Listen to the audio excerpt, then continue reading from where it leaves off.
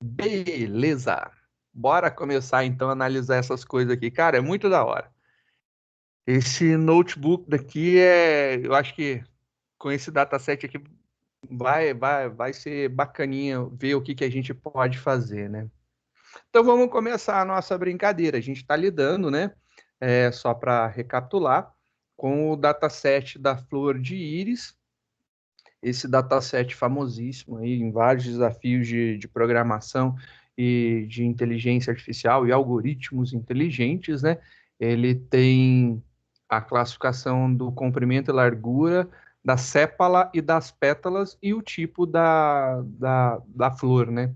A flor de íris, ela tem três espécies, três tipos, a setosa, a versicolor e a virgínica, e aí você tem quatro características para determinar é, a qual tipo essa flor pertence. A gente viu, e aí foi interessante e bem bolado, a gente viu que a setosa, ela é a mais diferentona dos outros, né? Então, se você for ver lá os dados, né, e gráficos, incluindo o que tem no, na Wikipedia, você vai ver que realmente a, a ideia de se olhar a plotagem, o cruzamento de cada um dos campos, né, você vai perceber que no caso específico da setosa, ele distingue bem das outras duas. Então, ele distingue muito das outras duas, né? E aí ele não tem cruzamento de dados. E isso daí para a gente é bem bacana, funciona bem e é bem interessante. Vamos ver como que isso daí vai rolar, então. A gente vai utilizar agora muitas bibliotecas. A gente vai trabalhar agora com quatro bibliotecas do Python. Essas são na parte, né, de análise de dados, essas são as bibliotecas mais famosas, né? A gente vai lidar com as quatro bibliotecas mais famosinhas que tem. Na parte de análise de dados, a gente já viu Pandas. Ele gera data frames, conjunto de dados, então a biblioteca para manipulação e análise de dados, que é o que a gente está estudando agora. E ela tem uma característica de manipular tabelas, né, numéricas e séries temporais. Ela trabalha muito bem com isso daí. O NumPy, que é uma biblioteca que te dá superpoderes na hora de manipular arrays e matrizes, né? Qualquer coisa multidimensionais, ela consegue trabalhar muito e rápido com isso. Então, são algoritmos bem otimizados para poder manipular grandes estruturas de arrays. E é bem bacana esse tal de NumPy por conta disso. O Matplotlib, que a gente já viu que tem algumas funções incorporadas, mas às vezes a gente precisa, né, dar uma melhorada em algum gráfico aí para trabalhar. Eu sou sincero para vocês, o meu grande ponto fraco é a parte de visualização de dados. Para mim ainda é um ponto que eu preciso trabalhar. E como vocês me conhecem e já sabem, eu não sou muito bom com a parte visual. Eu gosto muito de ver os dados, analisar, tirar estatística, informações sobre, mas colocar isso aí em gráficos, montar dash ainda não é uma das minhas características fortes. Pretendo mudar isso daí. Vamos ver se eu consigo melhorar. Se eu melhorar, vai ter benefícios aí, né? E a última que a gente já viu nos exemplos anteriores, né, é o Scikit-learn, né, que é a biblioteca de machine learning, de aprendizado de máquina, para que a gente possa trabalhar com classificação, regressão e agrupamento, que são três características importantes para a gente lidar. E como que a gente vai fazer isso? Né? A gente vai importar algumas bibliotecas. É biblioteca pra caramba, você pode falar assim, meu Deus, tudo isso acaba depois você vendo o que você precisa, né? Mas tem aí algumas coisas importantes nessas importações. A primeira importação que eu acho que é importante a gente destacar é a NumPy. A NumPy, ela tem um apelido, assim como as outras, né? Pandas é PD, a matplot.pyplot ela é PLT, Então, a gente tem alguns nomes já meio maceteados. NumPy, ele é NP. Esse NP aí é do NumPy, é o apelido da biblioteca NumPy. Posso chamar de outra coisa? Claro que você pode, mas tudo quanto é exemplo que você vai ver, ou código que é publicado, normalmente, muito comum, utilizarem aí os apelidos padrões, né? Não que você não possa utilizar outros, é uma característica que a gente tem aí de quem desenvolve com Python utilizar esses apelidos padronizados. Então, essas três são NumPy, Pandas e Matplotlib, né? O Matplotlib são as três que a gente vai utilizar, e aí depois vem um monte da Scikit-learn, né? Scikit-learn ela é gigante, cara. De machine learning tem muita coisa.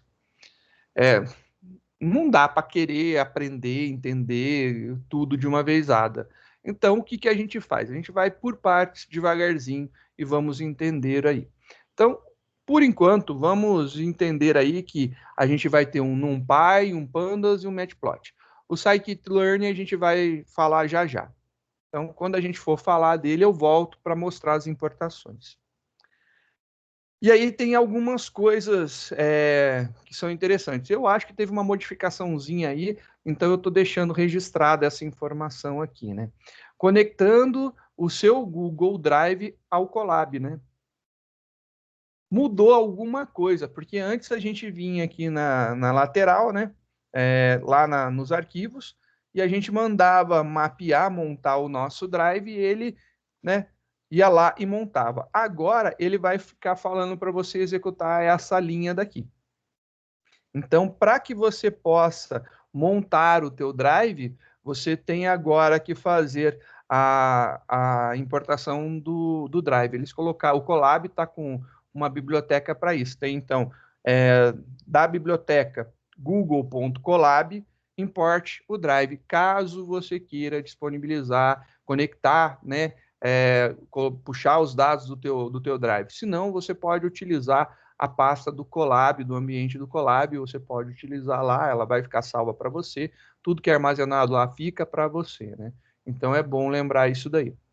Como que você faz lá para fazer essa importação via a linha de comando, né? Então, from o google.colab, importe o drive. E aí você dá um drive.mount. E aí aonde ele vai montar, né? No content/drive, ele vai montar isso daí para você. Então, aqui eu já fiz algumas experimentações, né? Quando você faz isso daqui pela primeira vez, esse cara daqui, ele vai te mostrar um endereço, que é um endereço lá, um ponto active alguma coisa. Esse cara aí do ponto active, ele vai, se você entrar lá, se autenticar com tua conta do Google, ele vai gerar para você um código. Você copia esse código, você cola aqui, vai ter uma caixinha, que nem a gente viu para fazer a entrada de dados. Você cola, dá um enter, e aí ele liga os dois, e aí beleza, você pode utilizar. Caso contrário, você não vai conseguir mais montar o teu drive, teve essa modificação, né?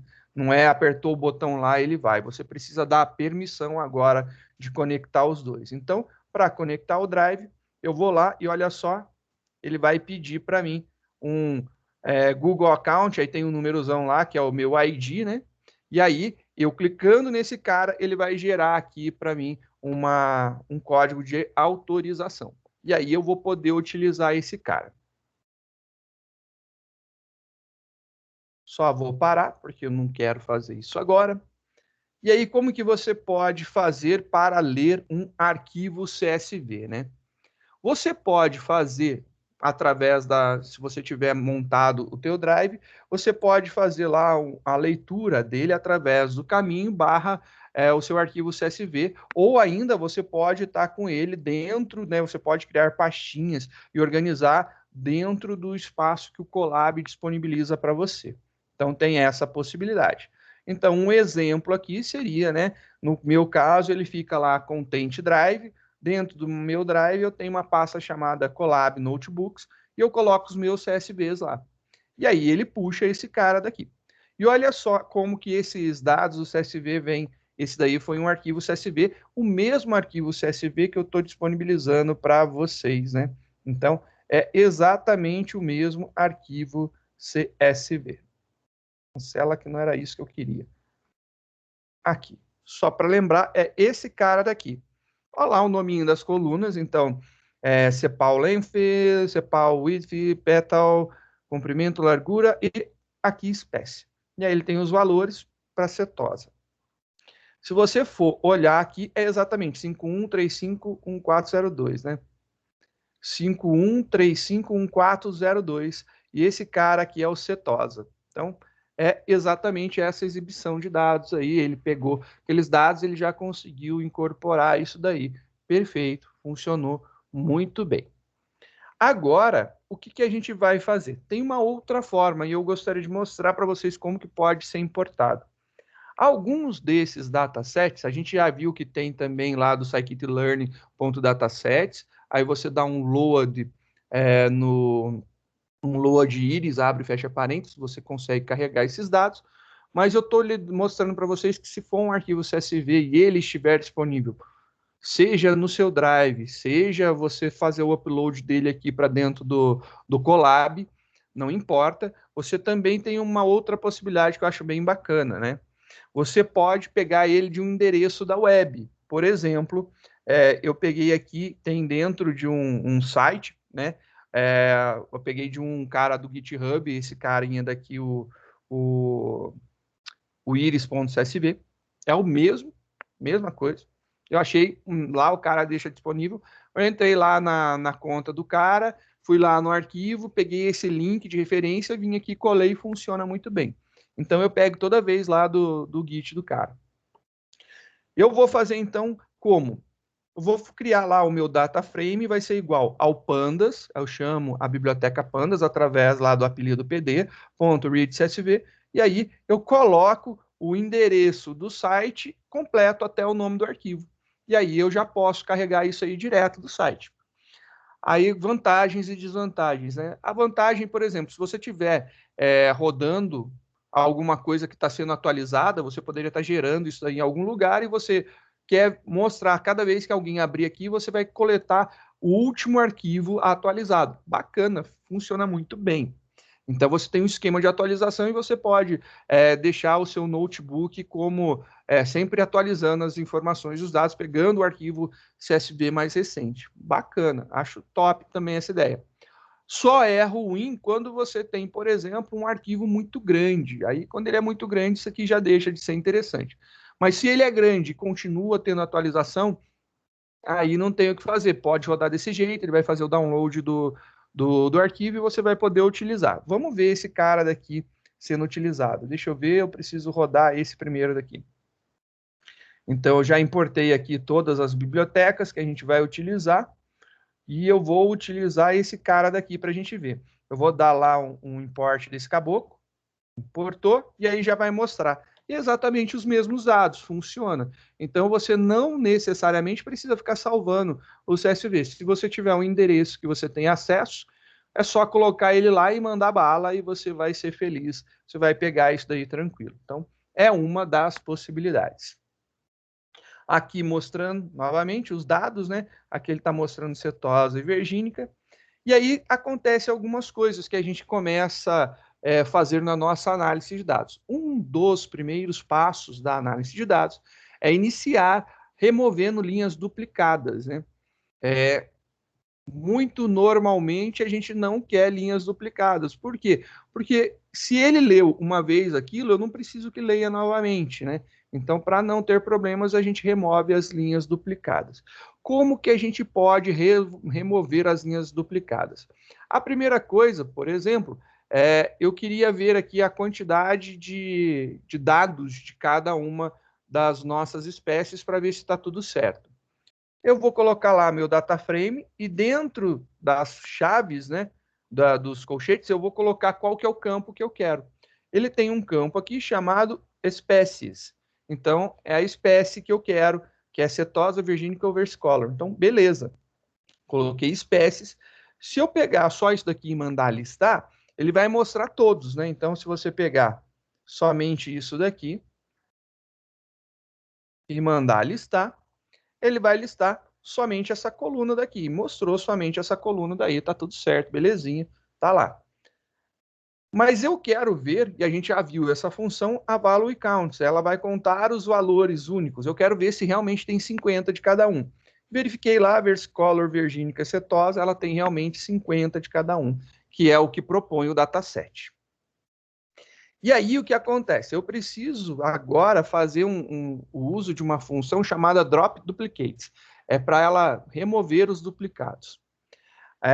Ela é uma função aplicada em cima de um data frame, então, dentro da biblioteca do Pandas, você tem lá o data frame, e dentro do data frame você tem o drop duplicates. Então, eu só consigo aplicar sobre essa drop duplicates, eu só consigo aplicar sobre data frames.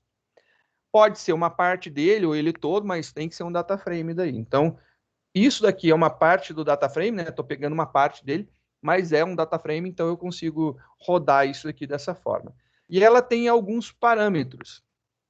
Ela tem um subset, tem um keep, tem um inplace e tem o ignore index. Vou falar de alguns, né? Essa função daqui, quando ela é executada, ela retorna para você um data frame com as linhas duplicadas que foram removidas. Então, se você tiver linhas duplicadas, por padrão, você pode modificar isso daí, a gente vai ver, ela retorna para você todas as linhas que foram duplicadas e ela removeu, né? Então, ela mostra para você todas as linhas que foram removidas. Aí você tem aqui essa função, ela tem, ela faz a consideração de certas colunas, que é opcional. A gente pode não aplicar no dataset todo, pode aplicar somente em partes, né? E ela faz a remoção. E ela serve muito bem para o que nos interessa. O subset é o rótulo que você vai ter lá das colunas ou sequência, né, de rótulos, se você quiser. É opcional, não é obrigatório. Ainda como parâmetros, né? Você tem lá que o keep, e o keep ele vai fazer o quê? Ele, por padrão, né? O subset por padrão são todas as colunas, mas você pode especificar as que você quer. O keep, ele vai ter três opções. Você pode fazer um keep first, keep last ou keep false. Por padrão, é o keep first. E aí, o que é esse tar desse keep? Né? Ele determina quais duplicatas, se existirem, ele deve manter. E aqui, por padrão, ele mantém a primeira duplicata e remove as próximas. Então, tem essa característica. Então, o first, ele elimina as duplicatas, exceto a primeira ocorrência. O last, ele remove todas as duplicatas e deixa a última ocorrência. E aí você deve estar falando assim, mas por que isso é importante? Porque muda a ordem das coisas, né? Você pode estar, achou a primeira ocorrência, não precisa mais procurar, não precisa mais das outras, pode tirar. Então a primeira fica aqui. Se você for pegar a última, ele vai limpar, tirar todas essas daqui, e a última é que fica. Então muda a ordem dos seus dados. Então é isso daí que tem. É uma possibilidade interessante. E tem também, quando você coloca o keep igual a false, você tem aqui que elimina todas as duplicatas. Tem duplicata, ele arranca, ele não deixa nenhuma. Ah, tem dado duplicado, ele arranca os dados duplicados. Então, tem essa outra daí também, que pode ocorrer. Dependendo. Ah, tem dado duplicado, arranca tudo que tiver duplicado, não quero que fique nenhuma ocorrência. Pode ser uma demanda, uma necessidade. E aí ele tem esse in place. Esse in place é um valor booleano. O padrão dele é falso. Como que ele funciona, né? Ele é exatamente se você deseja remover as duplicatas no local ou retornar uma cópia. Então, lembra que eu falei aqui no começo que esse comando drop duplicates, nessa função, ela retorna um dataset com as linhas duplicadas? Então, ele retorna um dataset com as linhas duplicadas se você colocar um in place igual a false, que é o padrão. Se você colocar ele igual a true, ele simplesmente vai lá e vai remover as duplicatas e não te devolve nada. Então, tem essa outra possibilidade daí. A gente também tem um ignore index, que também é um booleano e por padrão é falso. Se você colocar true, o eixo dele, né, os axes deles, né, vai ser resultados de 0 até alguma coisa. Se você colocar falso, fica com os valores originais. Então, quando você limpa, quando você olha os dados, né, ele tem esses números aqui. Se você remover, por exemplo, o 2, ele vai ficar 0, 1, 3. Se você colocar true, ele renumera. Então ele vai 0, 1, removi o 2, o 3 agora é 2. Ele remove o 2 e ele faz a remontagem dos índices. Então isso daí que é o tal do ignore index aqui. E aí o retorno dele, ele pode retornar um data frame ou retornar none, né? E aí tudo depende lá se você colocou true ou se você colocou false no in place. Por padrão é falso, ele retorna o dataset. E aí o que acontece? Olha só, a gente vai brincar aqui de fazer o seguinte, eu quero remover os valores duplicados das espécies, né? Então, vou remover valores duplicados, rodando esse cara daqui, belezinha, ele rodou e removeu. E ele mostrou para a gente o que ele devolveu, né? Ele falou que, olha, o 0 ficou setosa, o 50 ficou versicolor e o 100 ficou virgínica. Ele tem só esses 3 dados agora. É isso daqui que o drop duplicate fez. Ele deixou isso daqui. E aí ficou esses 3 nomes e os índices não foram mudados. Então ele fica mostrando aonde tem cada um deles. Então é uma possibilidade. Ele deixou a primeira ocorrência da repetição, né? E aí agora a gente vai falar do scikit-learn. Vamos lá no scikit-learn que eu vou mostrar as importações que a gente fez, né? No scikit-learn, o scikit-learn é uma biblioteca de machine learning, de aprendizado de máquina. A primeira coisa que é interessante a gente entender é o seguinte: quando a gente quer predizer alguma coisa, a gente tem que dividir os nossos dados, a gente tem que ter dados para serem treinados e os dados que a gente vai usar para testar, para ver se o aprendizado funcionou. Não pode ser dado direto, né? É dado sequencial. Uma coisa que poderia ocorrer, por exemplo, você pegar um dataset de pessoas que foram internadas por problemas respiratórios, por doenças do aparelho respiratório. E aí você pegou todas as faixas de idade, tanto de crianças recém-nascidas até as pessoas de mais idade. Então você tem uma faixa etária gigantesca. E aí você pega e separa os seus dados em dados de teste e dados de treino. Perdão, dados de treino primeiro, para a gente treinar primeiro, e teste depois. Então, o dado de treino, se você pegar, por exemplo, normalmente se utiliza, são alguns números mágicos. Quando você tem muita coisa, quando assim o teu conjunto de dados é absolutamente gigantesco, você pode até fazer um 50%, né? Você pega metade.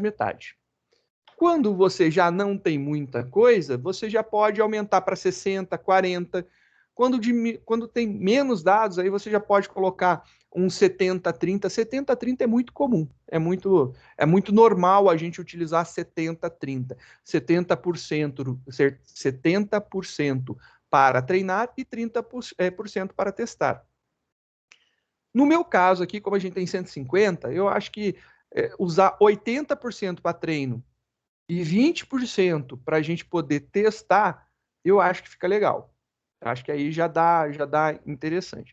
Porque assim, a gente não tem muita informação, então quanto mais ele treinar, melhor o nosso modelo vai ficar, né? Se ele não tiver um super treinamento, né? Se ele treinar com bastante dados diferentes, ele vai ficar bacana. Mas vamos voltar no exemplo que eu falei. Por exemplo, pessoas de ambos os sexos que foram internadas por doenças do aparelho respiratório, doenças respiratórias. E aí você divide, por exemplo, os seus dados em 70% para treino e 30% para testar. Quando você pegou para montar a sua análise, né, o que você queria predizer lá, por exemplo, né, você pegou e treinou o teu modelo com idades de crianças e pessoas de uma faixa etária média, né? Então, sei lá, foi até pessoas até 50, 55 anos. As pessoas acima dessa faixa caíram na parte do teste. E aí o que acontece? A tua acurácia, que é a capacidade do teu modelo de acertar, provavelmente será baixa. Por quê? Porque os teus dados, eles estão enviesados, né? Eles estão com um viés. No inglês é bias, né? Então, o bias, né? B-I-A-S, né?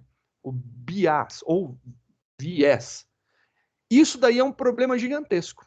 Então, quando a gente vai separar os nossos dados em dados de treino e dados de teste, a gente tem que utilizar não simplesmente a ideia de ir lá, eu tenho os meus dados numa determinada sequência, sei lá, sequência de idade, eu vou lá e quebro.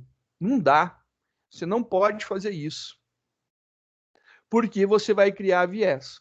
E aí, como que seria o legal fazer isso? Pegar aleatoriamente os dados, né? Então, aleatoriamente, eu pego do início, do meio, do fim, vou pegando de várias posições aleatórias, então eu não tenho controle. Pode ser que ele pegue somente do começo, porque a aleatoriedade é isso, né? Você não tem controle.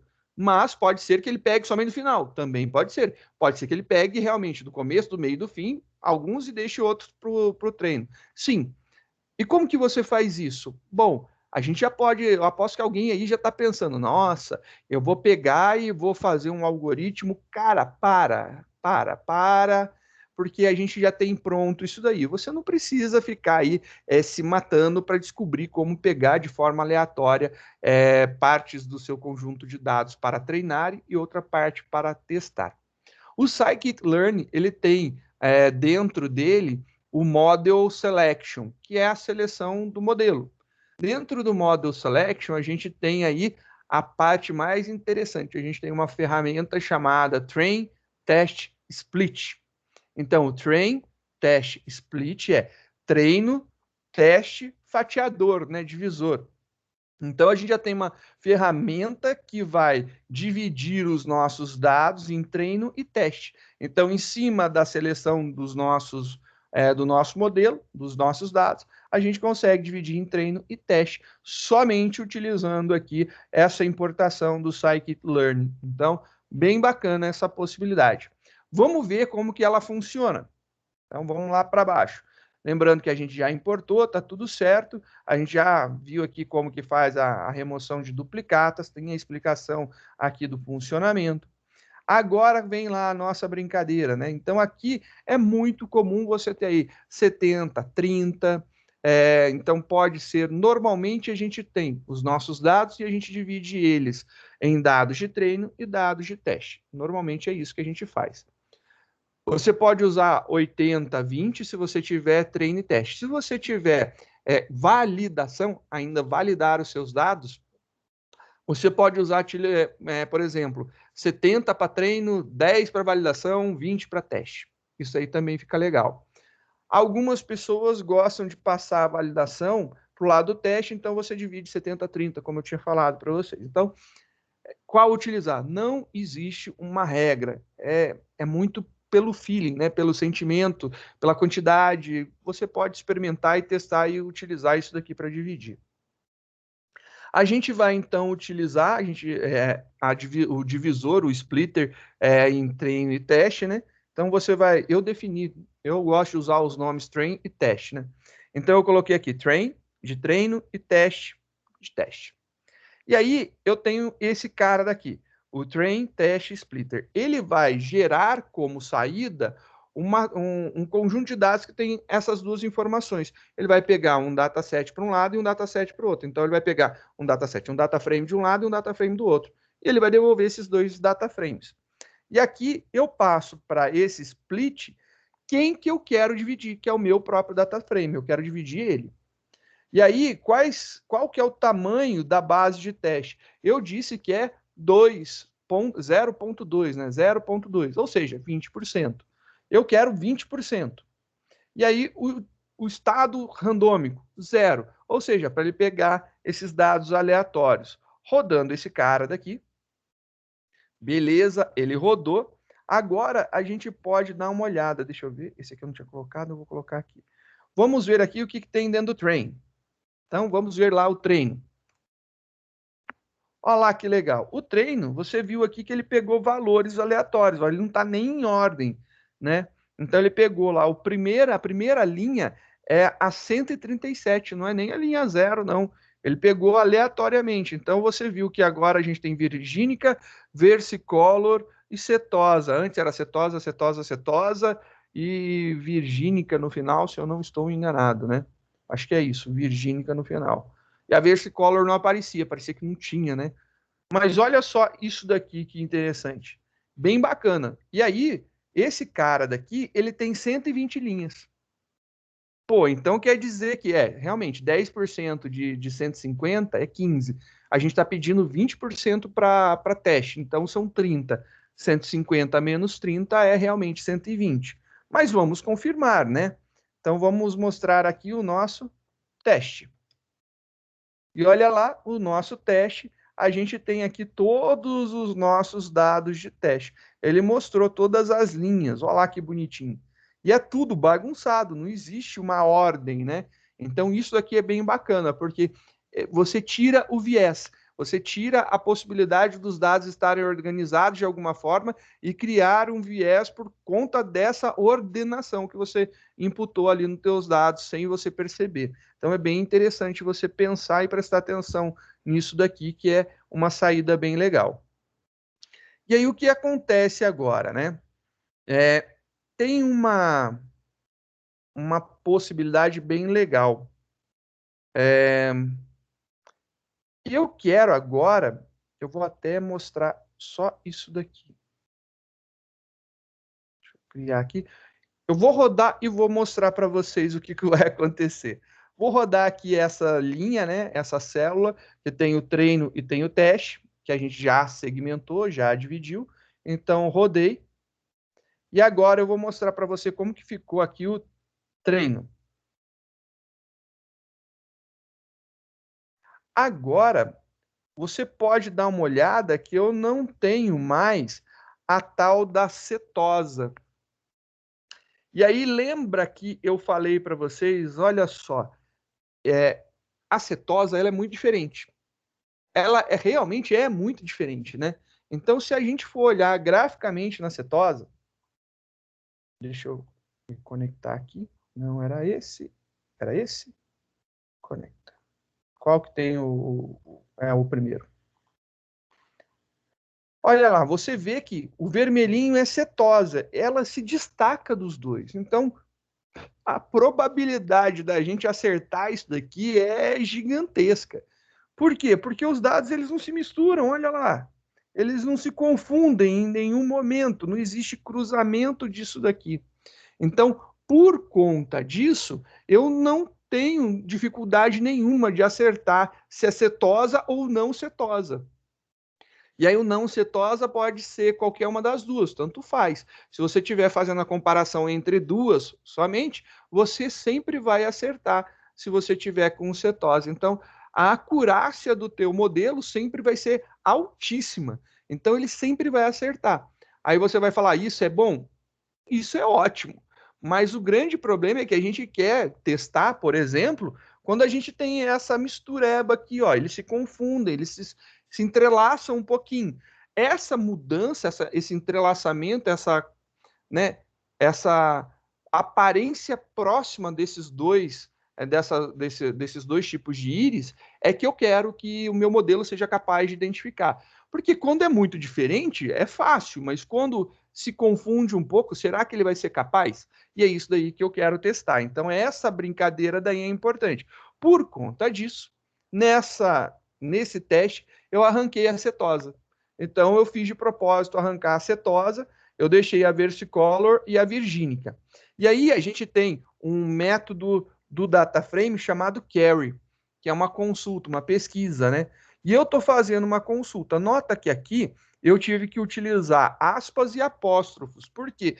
Porque eu estou passando para dentro da minha consulta o campo espécie, né? É o campo que eu quero, e o valor que eu quero que ele tenha. Então, eu não consigo fazer uma delimitação colocando o mesmo marcador. Eu preciso utilizar os marcadores diferentes. Então, funciona muito bem aqui a gente ter essa possibilidade de utilizar esses marcadores diferentes. Então, coloquei lá a minha string toda, a minha string está aqui todinha, isso daqui é o que eu vou passar, e aí eu falei que espécie igual a versicolor, ou, então, barra vertical, ou espécie igual a virgínica. Então, pode ser uma ou pode ser duas. Eu não sei se vocês perceberam, mas a gente está começando a limpar os nossos dados. É um dos processos mais trabalhosos e cansativos, que é preparar os dados para a gente poder mexer neles. Não dá para você chegar e já, vou fazer, já começo. Eu falo para vocês, dificilmente a gente terá os dados prontos. Então a gente precisa preparar isso daí para a gente poder começar a lidar com eles. Essa brincadeira que eu fiz agora de tirar a acetosa foi de propósito para a gente ter um pouco mais de tentar colocar um pouco mais de desafio para identificar se é versicolor ou virgínica, que elas podem ter características próximas, né? Então, isso daí é importante. Então, essa separação é legal. Só que se você olhar aqui, você pode falar para mim, por que que você não faz isso no teu data frame primeiro e depois você separa? Cara, eu também me pergunto por quê. É uma prática da parte de análise de dados. Eu, sinceramente, não achei uma justificativa boa. Mas tudo quanto é lugar que eu leio, que eu estudo, que eu vou ver, eles separam primeiro. Então, você pega os teus dados originais. Então, vamos lá, pegamos os nossos dados originais, e aí, que é o nosso data frame, e a gente separou em treino e teste. E aí, depois que eu separei, eu peguei ele bruto e separei. Aí, agora sim, eu trabalho com um treino e teste, fazendo 2 vezes. Eu já vi em vários casos aqui, o cara faz tudo que precisa fazer no data frame todo, e aí depois ele separa em treino e teste. E eu vejo muita gente falando para seguir a ideia de separar primeiro e você executa para o treino e para o teste, para o treino e para o teste, para o treino e para o teste, quantas vezes você precisar. Eu, sinceramente, ainda não sei. Se alguém souber e entender e quiser comentar aí, por gentileza, vou ficar muito agradecido, viu? Porque se alguém me der uma justificativa plausível, eu vou falar, beleza, farei assim pelo resto da vida. Se não, eu vou continuar com a dúvida junto com vocês, que eu aposto que isso é estranho e incomoda, né? Porque você olha e fala, pelo amor de Deus, né? Por que que não fez isso direto no data frame? Não sei o porquê, sinceramente. Então, rodando aqui, né, a gente tem a separação. Então, quando eu rodar essa consulta, e eu não sei se eu rodei, deixa eu ver aqui se eu rodei. Rodei agora. Quando eu rodei essa consulta, você pode ver que ela só tem agora a vergínica e a versicolor, né? Ela não tem mais a cetosa. Então, beleza, a gente conseguiu tirar isso daí. Então, é uma parte importante. Tem que rodar para o treino, tem que rodar para o teste. E aí o que acontece, né? A gente pode utilizar, e aí vem a nossa mágica de utilizar o NumPy. Então a gente tem a possibilidade de utilizar o NumPy para fazer mágicas para a gente. Você está vendo que a gente tem aqui número, número, número e número. Esses números é o tamanho em centímetros, né? E aqui é o nome. Não dá para rodar com nome, viu? Tem que ser com número. Então a gente precisa fazer uma codificação desses nomes. Então eu preciso transformar esse nome virgínica em um número e o versicolor em outro número para a gente poder trabalhar. Então como que a gente vai fazer aqui? A gente vai fazer da seguinte forma. A gente vai utilizar o NumPy, então a gente está utilizando aqui o NumPy. A gente está utilizando a cláusula where do NumPy, então onde. E aí a gente passou aqui, ó, os nossos dados de treino na coluna espécie. Então, nossos dados de treino, coluna espécie.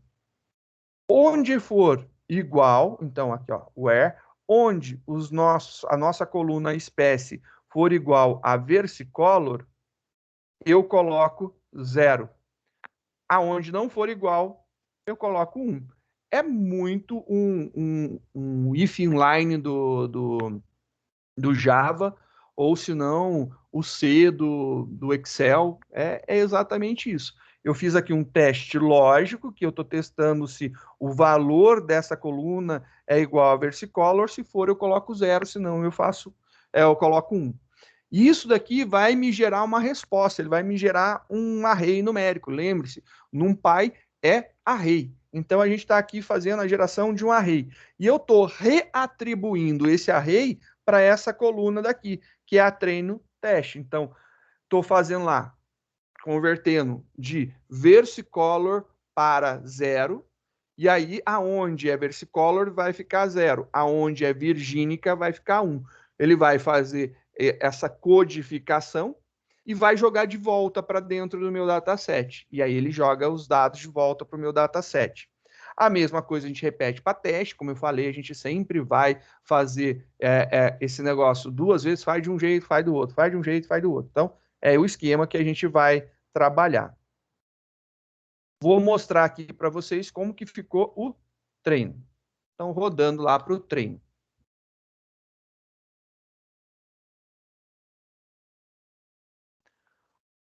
Se eu rodar a linha de cima, funcionará, né? Só para ver. Tá virgínica e versicolor. Roda a linha de cima. Beleza. A gente rodando agora. Ele codificou lá em 0 e 1. 0, 1, 0, 1, 1, 0, 0, 1, 1, 0. E aí ele transformou. E aí ficou legalzinho para a gente poder trabalhar. Agora é tudo numérico. Por que que é importante ser numérico? Porque ele vai fazer cálculos estatísticos, né? Então, ele vai pegar e vai fazer cálculos com números. Lendo essa informação daqui, deu 1. Essa informação aqui deu 1. Essa informação aqui deu 1. Ele vai pegar tudo isso aí que dá 1. E aí depois ele vai ver os valores que dão 0. Então, ele vai fazer uma análise em cima desses valores para poder predizer se vai ser 1 ou se vai ser 0. E lembrando, para a gente é interessante tirar o 2, porque tirar o 2, tirar a acetosa, né? Tirar outra acetosa, porque a acetosa para a gente ela é muito diferente. Então, meu modelo mataria a pau, né? Na hora que eu rodasse, meu algoritmo iria descobrir facilmente que é cetosa e não cetosa. Então, fica ruim para a gente testar ali, botar para a ferro e fogo para verificar se funciona verdadeiramente o nosso modelo aqui, né? Você tem que fazer um esquema de limpeza, né? Nesse caso daqui eu deixei porque é um roteirinho que a gente vai utilizar em outros datasets, né? Mas você precisa retirar as colunas que não serão utilizadas. Então, por exemplo, se você tivesse uma outra coluna qualquer, pode ser numérica ou se não categórica, né, tendo lá um valor texto, não importa. Se você não vai utilizar ela ou se ela não influencia, putz, tira ela. Uma coisa que normalmente pode vir e pode atrapalhar. Se você tiver, por exemplo, se imaginar que isso aqui é uma tabela, que você tenha o registro de quando, um campo, data, hora de quando foi inserido isso aqui. Então, qual data, hora esse registro foi inserido? Tem que arrancar essa bendita dessa coluna. Essa coluna não pode ficar. Essa coluna de data, hora, ela tem que sumir daqui. Porque se ela ficar, ela vai atrapalhar o teu modelo. Por quê? Porque é uma data, em primeiro lugar, e cada um é cadastrado no momento. E não tem um conjunto de dados cadastrados ao mesmo momento. Então, data de hora de cadastro, né? Porque faça uma sequência nominal, isso aí tem que sumir. É uma das características, por exemplo, que deveria sumir. Por exemplo, ter o nome da pessoa que fez a medição aqui.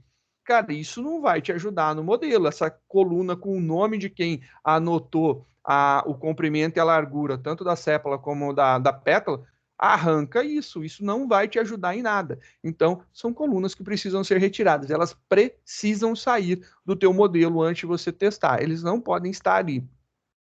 É diferente, por exemplo, no R, que no R, quando você roda um modelo, você diz quais colunas você vai utilizar. No Python, utilizando o scikit-learn, você não faz isso. Você tem que tirar essas colunas realmente do teu data frame para que ele não seja, para que ela não seja lida, né? Então precisa sim fazer esse esquema de fazer essa limpeza. É importante isso daí. Então, continuando, tem que remover lá as colunas que não vão ser usadas. Outra coisa importante, precisa remover ou preencher os valores vazios. valor vazio é algo que vai atrapalhar. Tem modelo que não funciona se você deixar os valores vazios. Isso daí é complicadíssimo. Por exemplo, né? Se você estiver utilizando aqui, como na nossa imagem, ali tem qual é o nível de educação, não está preenchido. Você tem como preencher isso? Não, não tem como preencher. Ou você coloca um valor padrão, tipo não informado, que eu não sei se nesse caso seria útil, ou você vai ter que apagar essas linhas. Nossa, mas eu vou perder linhas. Sim, vai perder. Isso daí é complicado. Então, não pode deixar linhas com conteúdos vazios existentes no teu modelo. Nossa, e como que eu vou ver isso daí? Pô, isso daí dá um trampo. Olha só, se você for, por exemplo, jogar esse cara no Excel, você joga lá, importa o CSV no Excel e vai procurar onde está vazio, e aí você vai ter que aplicar filtro, ver aonde é vazio, não sei o quê. É chato pra caramba. No Pandas, ele tem uma função chamada isNA. Então, essa função daqui, o isNA, então tá aqui, ó, isNA. Esse cara daqui, ele tem a possibilidade de detectar, então, valores vazios dentro do teu conjunto, né? Então, ele faz essa detecção. Estou passando ali como parâmetro para dentro dele o nosso data frame. Então, estou jogando o data frame dentro dele e ele está verificando se os dados desse data frame, se tem alguma coluna vazia. E como que ele mostra isso daí? Ele lê e verifica se é vazia. Se não é vazia, é falso, ou seja, falso, não está vazia. True, está vazia. True para vazio, verdadeiro, está vazio, e false para não estar vazio. Então, ele faz essa codificação. Aonde tem valor, ele bota false, e aonde não tem valor, ele coloca true. Então, o isNA, passando o nosso data frame, ele faz esse teste. Mas isso resolve? Não. Eu só estou mostrando a função. Como que a gente vai fazer para resolver isso daí? Bem, a gente vai rodar para contar, porque você vai olhar 150 linhas, 150 linhas dá para olhar, mas e se fossem muito mais linhas? Difícil, né? Começa a ficar improdutivo trabalhar dessa forma. Aqui eu estou utilizando o sum, que é a somatória. Então, eu estou passando lá pandas, ponto isNA, se é, né, vazio, passando meu data frame, que eu quero verificar se tem campos vazios, ponto sum, para ele somar a quantidade de valores de cada um. Então, ele vai contar quantidade de vazios de cada uma das minhas colunas. Eu tenho 1, 2, 3, 4 colunas, que são os meus dados de comprimento, e a espécie, que é o meu alvo, meu objetivo, e ele contou. Ele não identificou nenhum true, está tudo como false. Legal, perfeito. Se você quiser deixar um pouquinho mais bonito isso daí, posso colocar lá um toFrame e ele transforma isso aqui já numa tabelinha um pouquinho mais bonitinha e você consegue identificar aonde tem valor vazio. E aí já pode verificar se tem, se não tem, né? Nesse caso, como não tem, fica por aqui. Formas de lidar com valores vazios. Primeira forma, arranca. Ah, eu não posso perder essa informação, eu preciso dela. Você pode fazer um cálculo de uma média, né? Você pega os valores anteriores a ela e os posteriores, faz uma média e gera ele. É uma das possibilidades. Ou ainda, tem outras técnicas mais avançadas. Hoje tem umas técnicas bem bacanas, que elas utilizam inteligência artificial, e aí ele pega um algoritmo de inteligência artificial para preencher as lacunas. Então, ele vai preencher as lacunas com o valor mais possível, mais provável ali para aqueles dados. Isso daí é interessante? Muito. Por quê? Porque ele não quebra os seus dados. Quando você coloca um valor médio, um valor calculado, esse valor pode ser realmente assim, super estimado ou subestimado. E aí ele quebra todo o funcionamento do teu modelo, aonde você tem os outliers, né? Os pontos fora da curva, né? E esses pontos fora da curva podem ser justamente as variáveis que você estava tentando calcular. Então, Se possível for, remova do seu modelo. Se não for possível, tem que preencher de alguma forma. Uma das formas de preenchimento é você calcular, fazer uma média do conjunto de cima para baixo, você tira ali alguma coisa. Outra forma para você fazer é utilizar algum algoritmo de inteligência artificial para preencher isso daí. Essa é uma técnica mais avançada. Na minha opinião, em ordem, você deveria utilizar a primeira, que é remover para não atrapalhar. A segunda, tentar preencher isso aí com um algoritmo inteligente. Se você não sabe, não conhece, aí tá, mas precisa, talvez a média seja a sua solução. Mas anote esses valores que você, aonde tem esses valores, separa eles, deixa guardadinho para que você possa consultar, para ver se não são justamente esses valores que estão gerando um erro muito grande, né? Você era previsto ter 10, mas ali está saindo, que foi um valor calculado médio, né? Mas ali está dando, sei lá, 70. Cara, 60 de distância né, muito grande, né? Então isso aí tem que ser avaliado. Pode ser que o teu cálculo de média não foi bom. Então, se você estiver se preocupando com isso, pode ser porque a sua média estava errada, né? Então, talvez remover esse cara ou calcular através de um algoritmo inteligente. Continuando a nossa brincadeira, né? O outro passo, né? A gente já fez uma primeira transformação de variáveis de uma variável categórica em numérica. A primeira transformação que a gente fez, que é muito importante, foi transformar os valores, né? A gente tinha 3 valores possíveis, a gente eliminou um, a gente ficou com 100 valores, né?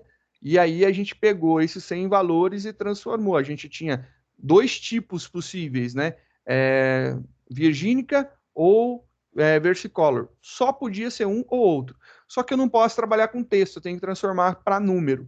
Logo, a gente fez uma conversão utilizando um numpy.where, e aí a gente fez lá um if inline e funcionou, né? Mas às vezes pode ser mais complicado, né? Não dá para fazer tão simples assim. Às vezes você precisa fazer um esquema de crosstab, né? Que você faz lá a conversão dos seus tipos categóricos, que eles são valores de uma coluna, você transforma eles em colunas. É muito normal a gente precisar utilizar esse tipo de conversão, né? Esse crosstab é muito comum a gente precisar fazer. No SQL, a gente tem alguns comandinhos mágicos para fazer isso, então ajuda. Se você estiver exportando de uma base SQL, talvez, se você quiser, você já pode exportar nesse formato, pode ser que ajude. Ou, se você preferir, né, você pode pegar e utilizar o Pandas para fazer. Nesse nosso caso, a gente não tem a necessidade de fazer esse tipo de conversão. Então, nesse caso, a gente ainda não vai utilizar. No próximo exemplo, né, no próximo dataset que a gente vai estudar, eu vou mostrar para vocês como que a gente faz esse crosstab aqui, né? A gente transforma os nossos valores de coluna, né? Os valores de cada linha eu vou transformar em colunas. E olha só, nessa linha aqui é gato, né? Então eu coloco 1. Então eu tenho gato, cachorro, tartaruga, peixe. São 4 colunas diferentes. Aqui é gato, 1. Para as demais aqui fica 0. Dog, no gato fica 0. No cachorro fica 1. Tartaruga e peixe, 0. Tartaruga fica 0 aqui, tanto no gato como no cachorro. Lá no turtle, na tartaruga fica 1. E no peixe, no fish, fica 0. Fish fica 0 para cachorro, para gato, cachorro e tartaruga, e 1 lá no último. E aqui repete novamente, eu tinha um outro gato, né? Então ficou aqui gato e 0. Então aqui é um exemplo da conversão desses tipos fazendo esse crosstab, né? Aonde eu pego os valores distintos de uma linha, crio colunas. Então eu pego ele distintamente, crio colunas, e na ocorrência dele eu coloco 1 e na não ocorrência eu coloco 0. Então, normalmente, quando a gente tem esse esquema de crosstab, quando são valores únicos, né, a gente só vai ter 1 em uma dessas colunas, o restante será 0, né? Então, você pode ver que só tem 1, 1, 1, 1 e 1. O resto é 0, 0, né? Tá aqui tudo zerado nas demais. Então, isso é importante também destacar. Então, a gente tem lá os exemplos para a gente ver. Então, a gente tem essas contagens importantes. Então, lembrando aqui, A gente tem gato, opa, a gente tem gato, fica 1 aqui, e o restante 0. A gente tem cachorro, fica 0, 1, 0, 0. Tartaruga 0, 0, 1, 0. Fish 0, 0, 0, 1. Gato 1, 0, 0, 0. Então, fica codificado. E sempre você vai perceber que, nesse caso, como a gente só tem um valor, né? Como só tem um valor, esse daqui é o único que fica ativado, ó, o único que fica ativado. Só apenas um dos valores nesse conjunto aqui ficará ativado com 1. O resto ficará com 0. Isso aí é importante. A gente precisa agora, depois que a gente fez o processo de limpeza e de transformação das nossas variáveis, né? A gente precisa agora separar a nossa variável alvo das nossas variáveis de entrada, né? Então você tem que separar o target das features.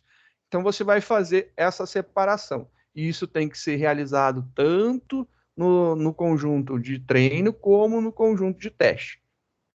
Então, um exemplo de como isso funciona, né? Como a gente, né, tem lá os nossos conjuntos, né, dividido aqui, né, imaginando aqui são de 0 a 9, são 10 valores, então a gente separou 20% para teste e 80% ficou para treino. Então a gente tem aqui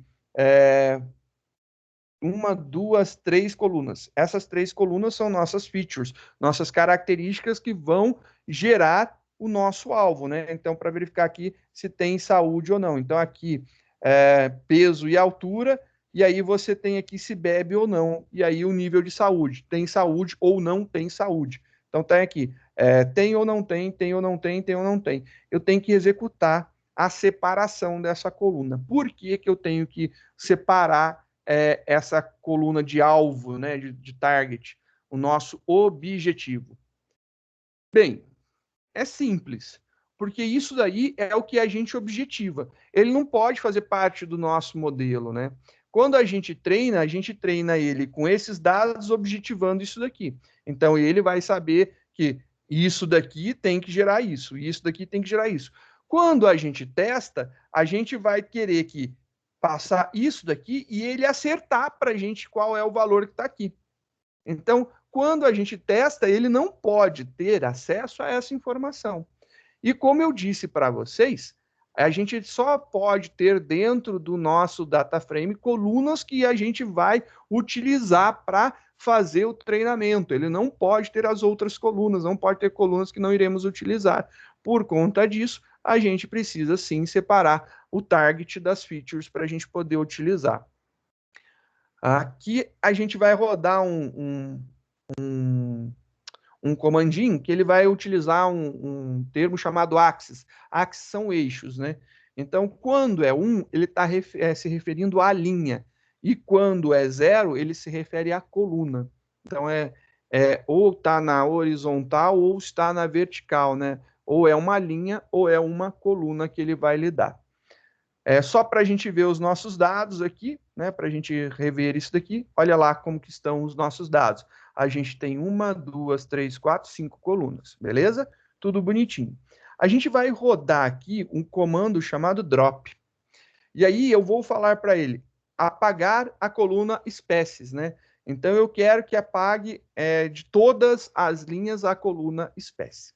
Então ele vai apagar de todas as linhas a coluna espécie. Então o drop vai fazer exatamente isso. Ele vai remover esse cara daqui. Então vou executar essa linha daqui. E também vou fazer aqui o meu alvo, o X e o Y, muito por conta das funções de... basicamente é baseado, machine learning tem como base principal regressão, né? E a regressão, o alvo é o Y, e aí você tem o X, os X, né? Então tem o X1, X2, X3, X4, que vai gerar a sua análise para te entregar o Y. Por isso, o X nossos são os dados que a gente vai ter, que são as dimensões da sépala e da pétala, e o nosso Y será o nosso alvo, nossa espécie, né? A gente separa esse cara daqui, então. Então, bonitinho, ele já foi rodado para treino, tem que ser rodado para teste. Vamos ver como que são os dados aqui do treino, né? Então, agora, o X dos treinos. Você pode ver que a espécie não faz mais parte dele. Então, quando a gente fez aqui o drop daquela coluna, ele arrancou a coluna que a gente tinha. E aí a gente pegou a bendita da coluna espécies e atribuiu para esse cara. Ele pegou só a coluna espécie, que é o nosso alvo, nosso objetivo.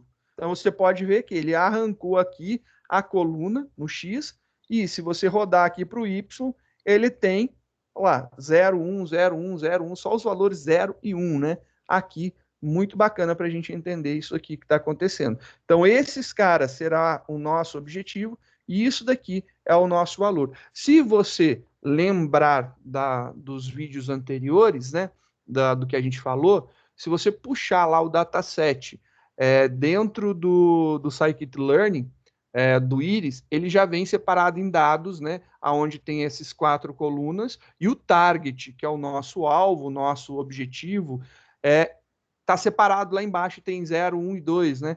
É exatamente isso que a gente tem aqui.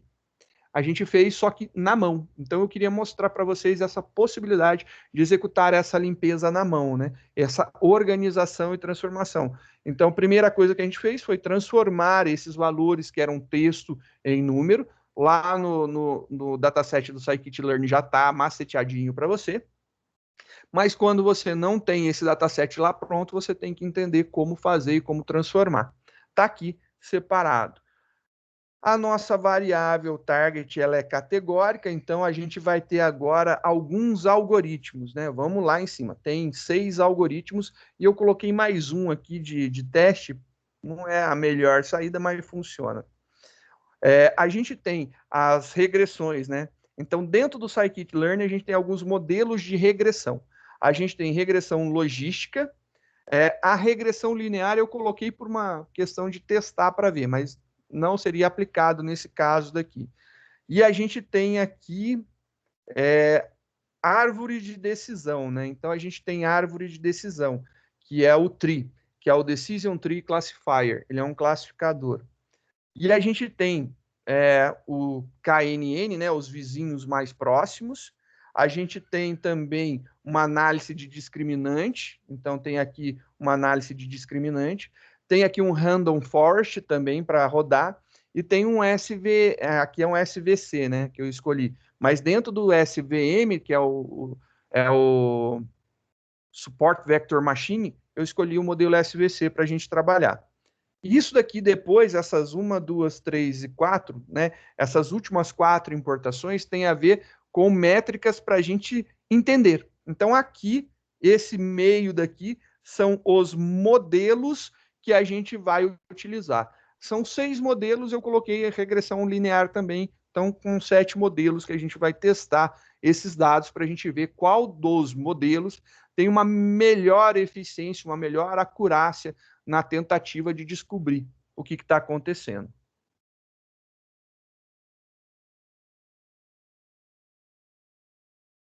Limpamos, fizemos, chegamos aqui.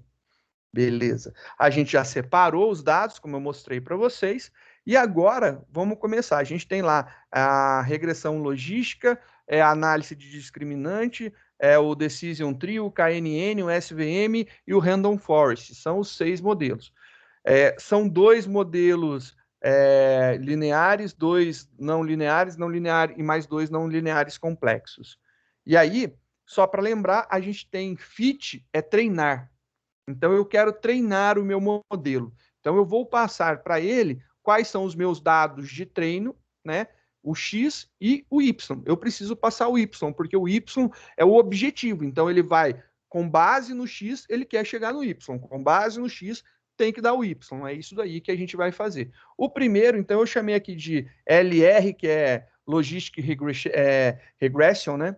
Ele tem um negócio aqui que é um solver LB, não sei de quem, o Max Inter. Esse cara daqui, sinceramente, eu não sei. É que quando eu executei pela primeira vez, deu pau, eu fui lá, pesquisei o pau que deu, e aí eu descobri que tinha que dar e colocar esse negócio.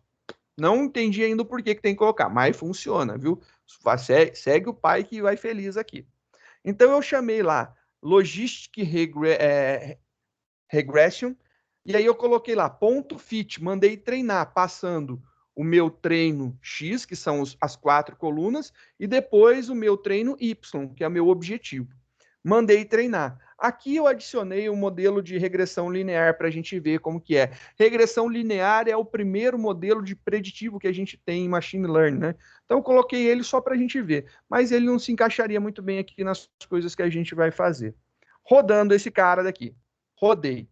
Beleza. A gente treinou para cada um deles. Então a gente treinou com regressão logística, regressão linear, análise de discriminante, árvore de decisão, vizinhos mais próximos, suporte vector machine e random forest. A gente treinou com todos eles. Agora que a gente treinou com todos eles, a gente treinou com 7 modelos, né? Aí vem a pergunta: qual é o melhor modelo para a gente predizer esses dados daqui, né? Que normalmente é isso que o Kaggle lá ele quer, né? Que você consiga predizer com a maior eficácia possível, né? Para você ser bem colocado. Você faz o seguinte, então a gente vai calcular o score, ou seja, a acurácia do nosso modelo. Eu coloquei aqui para ele calcular dos nossos 7, né? Então eu vou rodar esse cara, coloquei aqui, ele calculou a acurácia. Olha só que legal. A regressão logística, ela acertou 100% dos casos. A análise de discriminante também. Depois, a árvore de decisão também. O SVM também e o Random Forest também.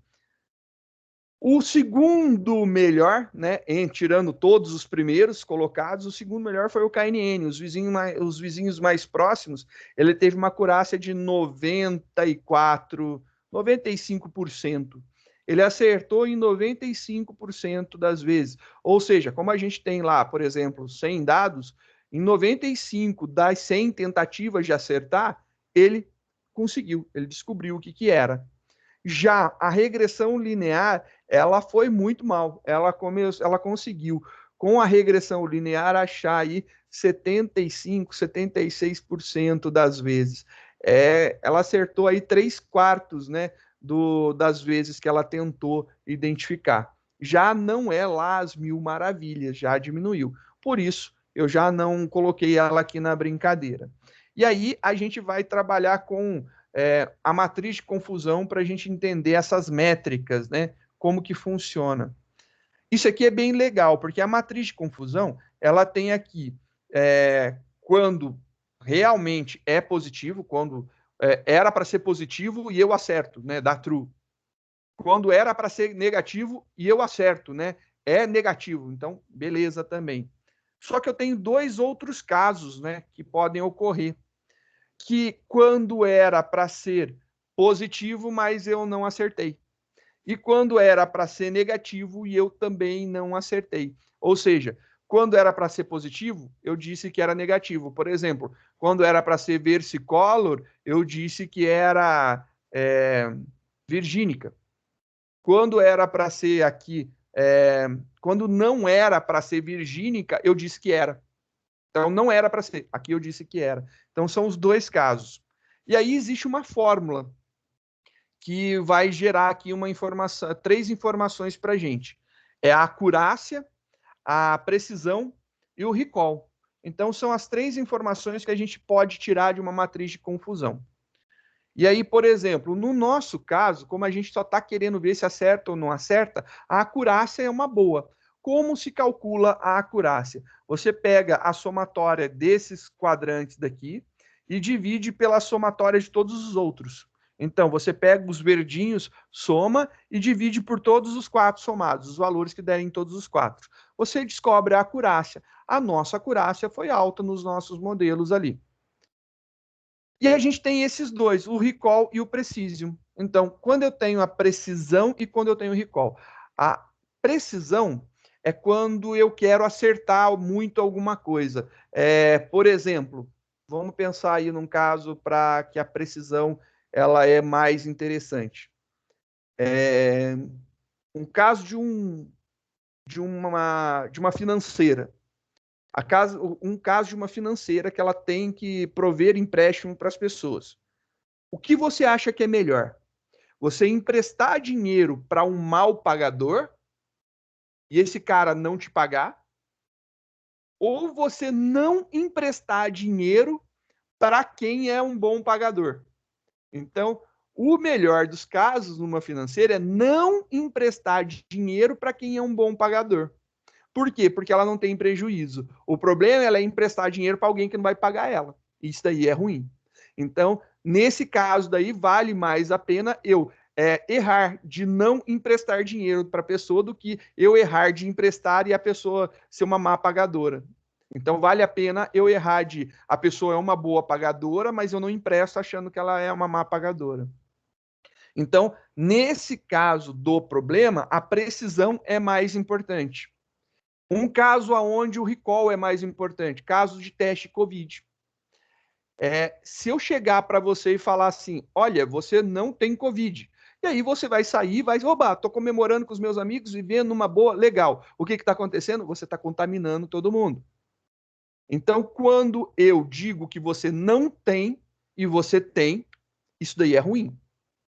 Nesse caso específico do teste COVID. Mas se eu chegar para você e falar assim, olha, você não tem, eu fiz o teste aqui, eu falei, você tem COVID. O que vai acontecer? Você vai ficar aí uns 14 dias de molho. Eu acho melhor dessa forma, porque aí, mesmo que você não tenha, você não transmitiu para ninguém.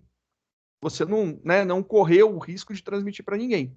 Mas é mais fácil dizer para você ficar em casa para você não transmitir para ninguém do que você ter e eu falar que você não tem nada e você sai no oba-oba aí. Então, aqui é um caso, no caso do Covid, o recall é melhor. Eu preciso ter mais veracidade com o recall no caso de Covid. No caso de empréstimos de financeiras, eu preciso ter uma precisão melhor. No nosso caso aqui, que é o primeiro exemplo, usando o íris, que a gente está querendo ver se a gente acerta, a acurácia é melhor nesse caso daqui. E a matriz de confusão, né? A gente rodou a matriz de confusão aqui para a regressão logística. Então, para a regressão logística, a gente chamou aqui o plot, que é uma das funções lá, das 4 últimas que a gente importou. E ela tem exatamente esses quadrantes, né? Você pode ver que não teve falso positivo e nem falso negativo. Esses 2 quadrantes roxinhos ficaram vazios. Aqui seria o 0 e 0 e o 1 e 1. Então aqui, ó, tá bom pra caramba. Quando é para dizer que é não, e quando é para dizer que é sim, é sim. Ele acertou nesses casos aqui, tá bacana, tá beleza. E a gente tem uma curva chamada ROC. Existem várias curvas famosas, essa aqui é uma delas, a curva ROC. A curva ROC, ela tem um cálculo muito interessante. O objetivo da curva ROC, né, é que você esteja uma coisa que suba muito rápido aqui e siga em linha para cá. Por quê? Porque se você pegar isso daqui, ficar reto, e você calcular a área aqui embaixo, ela vai dar 100%. Quanto menor a área aqui de baixo, pior está a tua curva ROC, pior está a veracidade dos teus dados. Então, você está aqui, né, uma média, né, um classificador médio, para baixo é ruim, para cima é alto. Normalmente você imagina assim, é o ombro. Então, ela tem que formar um ombro. Literalmente é esse desenho daqui do ombro. Quanto mais ela formar esse desenho de ombro, melhor. No nosso modelo, rodando aqui, tem lá plot, ROC curve, e aí eu passo, né, cada uma das regressões o que eu tenho de objetivo. Olha só, elas ficaram em 100%. Então essas aqui, ó, subiu e bateu, ela não fez nem curva. Então isso daqui dá 100%, então é ótimo, tá acertando sempre. Obviamente isso aqui é um caso que a gente não consegue todas as vezes. Seria um sonho de consumo a gente sempre acertar tudo. Sempre há erros, né? A gente comum ter erro. O erro faz parte da nossa análise. Mas fica aí esse dataset para vocês darem uma olhada. Proponho vocês adicionarem aí a cetosa e verificar se continua funcionando mesmo, se aquela discrepância também viraria, era só trocar lá as colunas para ver. E aí roda, cria uma nova versão, faça aí os testes e depois me conta o que deu de resposta.